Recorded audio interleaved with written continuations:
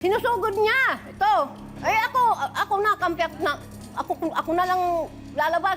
Ayaw niya. Huwag na, hayaan na lang natin yan. Bakit ho sinusugod? Eh ayaw nga na, igit pa raw siya. Pinipilit na mag-igip. Totoo ba yan, Aling Milagros, na namimilit kayong... May size ka. Maraming maiigiban. Ha? Yun lang. Ano masasabi mo, Aling Andrea, na parang si Aling Milagros pa ang nananakot ngayon na marami siyang maiigiban? Kaya nga siya pang malakas ang loob magsalita. Talang lahat ng kapitbahay namin ayaw siyang paigibin. Dahil nga sa ganyan, lagi nakakalimutan. Siyempre may panahon na wala kang pera, di ba? Matichepa, wala kang pera. Lagi ka ba may pera?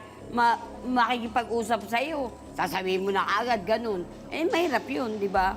Pinagbibigyan naman kita, Mila. Oo. Kaso lang nga, pangako mo, pangako. Puro pangako, kaso nga, ang pangako. Nakakalimutan. Napako, ha? Okay, totoo bang palautang ito si Aling Milagros, Nanay Linda? May utang daw siya sa inyo. Kanino siya may utang? Sa iyo o sa iyo, Aling Andrea?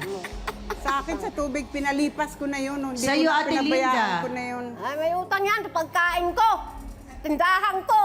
Ano? Nangungutang yan. May tindahan kasi ako, kakanin. Nambuburaot ako pambili ng lansong.